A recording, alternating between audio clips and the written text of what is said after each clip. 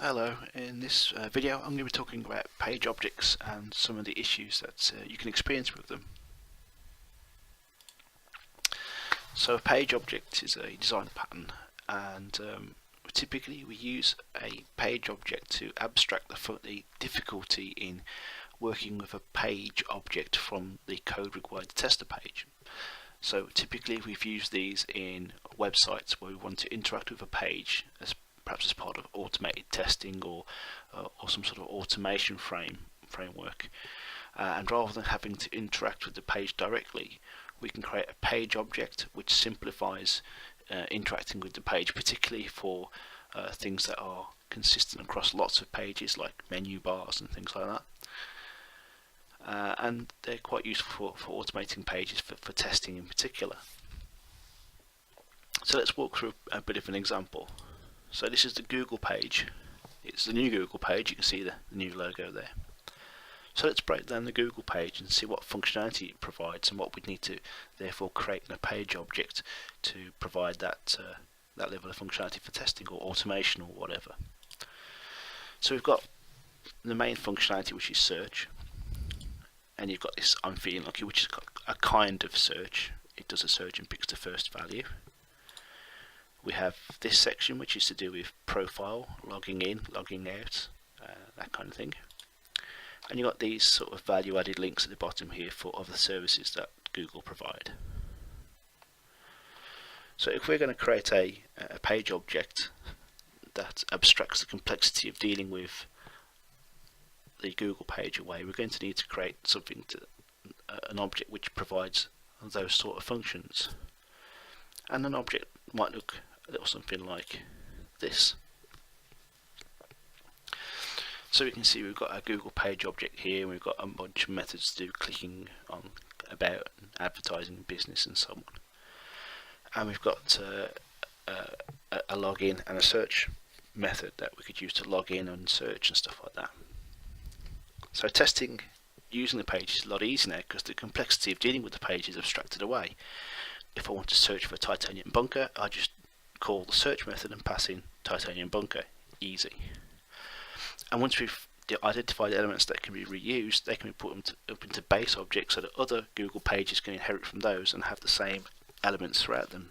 So all the Google links at the bottom, if they're the same across all the pages, you put those in a base object, and all your Google pages inherit from that base object. They've all got those login checks that they can perform. So this is great. This seems to be a good approach. But we do sort of hit issues where we've got MVC applications, in particular MVC applications where the view is very tightly coupled to the model. I'm thinking here things like questionnaires, where we've got a model which describes a questionnaire, and then we generate the view from the model, because the last thing we want to do is to, once we've defined the model, is to then have to define all the graphical elements for that model. It seems pretty pointless. This causes a problem for us as well, because as soon as we update the model, we need to then remember to update the page object so that we can interact with the model. And then what we end up with is two classes that perform two different things which are very similarly structured. So if we've got a model which has a name, address and telephone number, if we want to interact with the name, address and telephone number in our page object, we've got to have a name, address and telephone number. So we're repeating ourselves in two different classes. And of course, as that model becomes larger and larger, because we're adding more questions and more data, it becomes more complex to test, and there's more opportunity to miss things. So instead, I'm proposing we use a generic page object, and this is a page object which essentially borrows the view model and builds a layer, a page object around it. And I'm going to demonstrate what I've got so far with generic page objects.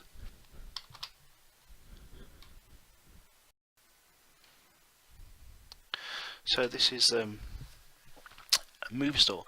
This is a sample MVC project that myself and my colleagues were working on during our lunch breaks to try and learn MVC.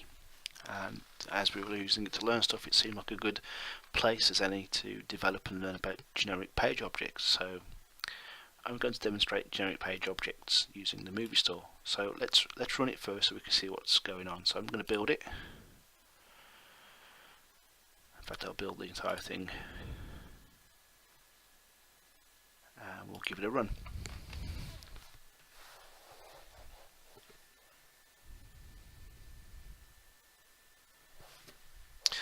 So by default we land at the MVC sort of default homepage for our application. We created a movies controller, so let's go there and have a look. So the movies controller pulls a list of movies from a database, and it gives us information about titles and genres and price and stuff like this. We've had to play with things like setting labels, hence timey-wimey, as opposed to release date. So let's have a look at one of these in particular. Let's look at When Harry Met Sally. So if I look at the details for that. So we get the same information we had before. We also get a Rotten Tomatoes ID, and then we get these reviews, which are Rotten Tomatoes reviews from a Rotten Tomatoes website service. So we were playing with that as well. So let's look at the edit page and let's see what a page object would need to do to be a full page object for the edit page. So the edit page would have to allow you to set title, Rotten Tomatoes ID, and the release date, and the genre, and the price, and have to save. You have to be able to set all of these fields and then click on save. You'd also have to have all this standard menu stuff in there, so you'd have to have a base class which allow you to go home, about, contact, register, login, all that kind of stuff, and then a back to list would be good as well. Not essential, but if you want to test that link works, probably a good thing to test. So we've got all this code we need to write. How would we do this generically? Well, in true Blue Peter fashion, here's one I've made earlier. So this is a test class to test that edit page we just looked at, and there's not much there. I haven't created a model for it. I've used a generic model, and I'm going to talk you through how this code works. So this first step here, these first 3 lines, is I suppose the arrange part of our test. We're going to create a Chrome driver, which is just a web page driver. It's going to create an instance of Chrome, and it's going to set some timeouts for us, and then it's going to navigate to the edit page. This is the edit page for that same address for When Harry Met Sally. There's the edit page, and then it's going to here create a page object generically for us from the model, the movie model. It's going to pass in a web driver or the web page that this model refers to, and then that's all we need. We end up with a page object from the back of that. So then we've got the page object. We could do stuff like, oops, I still appears to be running, and then we just shut that down. So I can do page object dots. So I can get values. I can set elements. So if I wanted to get an element, I can get the element which is. So I've now got access. If I want to get the price, I can get the price element like that, and that will go away and get me the price from the page, and that's all I need to do to interact with that element. So I could do things with the element now, like set the CSS values for it, find its location, send keys, all that kind of good stuff, and I don't need to do anything weird or wonderful about trying to find out where it is on the page. I know where it is because the model knows where it is. So here's what the test is going to do. It's going to get an element from the page. It's going to set an element here. Let's demonstrate setting an element. So let's grab the Rotten Tomatoes. Rotten Tomatoes ID. So I'm going to get the value.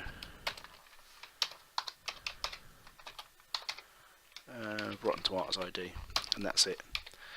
So that's now going to get me the Rotten Tomatoes ID from the page and store it for me in this variable called res Rotten Tomatoes ID.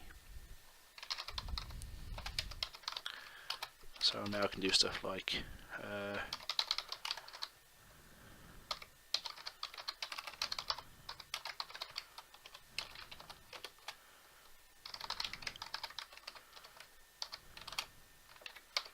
so I can do that, and I can do assertions with that, so I can assert that it's the right value and fail tests on it and stuff like that.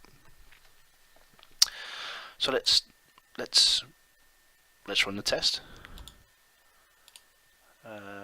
Actually, let's debug the test, because at the end of the test what we do is then close the window, wait a third of a second, then shut down driver, which is the Chrome driver.exe, ask that to quit. If we don't put a breakpoint here, we won't be able to see what it's done. So I'm just going to debug that test.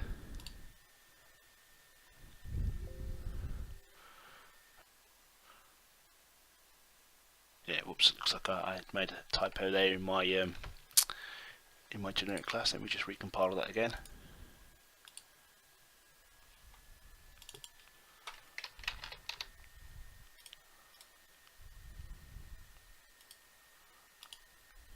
That should build.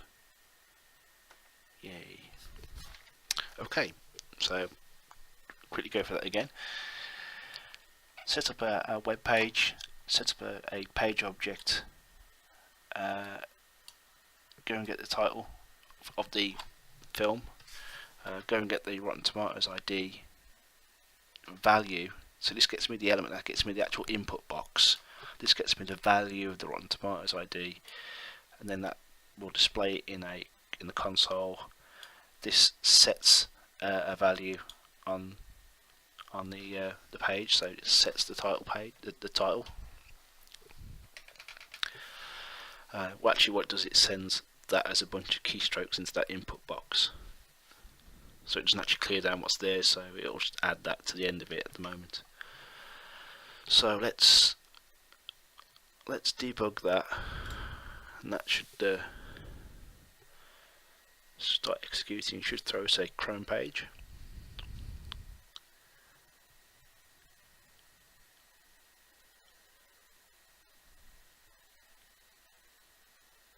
Yeah, here we go. It should navigate to the editor page, and then it should basically throw us back to Visual Studio almost straight away, because it's going to do a bunch of updates, probably quicker than the page will refresh, and then we can switch back to Chrome and show what's going on.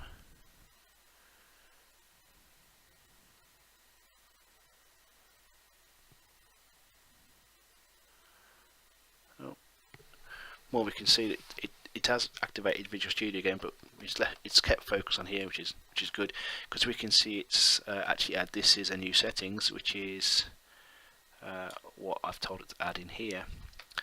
And if we look at our Rotten Tomatoes ID, is 16317, which is what we have here.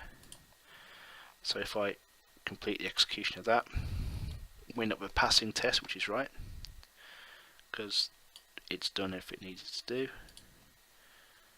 And if we can have a look in the output, we should see that it's output the Rotten Tomatoes ID. So that's it. The advantage of this approach is that if we change the model, add fields to it, because our page object is derived from the model, those fields become testable straight away. I mean straight away. Whether they're on the page or not, that's down to whether or not you've actually remembered to add that field onto the view. If you forget to add it onto the view, then you won't be able to pull it from the page, because it won't exist on the page and your page will fail, and that's a good test, because it's demonstrating that you're missing something. Anyway, this concludes the demonstration of generic page objects. There's a bunch of stuff I've been working on for it. It's still in progress. As you can see here, we've got stuff to do, all kinds of good stuff.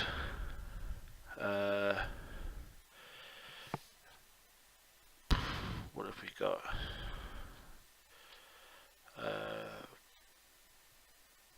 Getting elements, setting elements, getting list counts, adding elements into lists, and to get a single web element or throw an exception based on that expression. So there's other things I need to do. We need to extend this so that we can handle Boolean and drop down types and other type, not just strings, numeric values, that kind of thing. Okay, thanks a lot.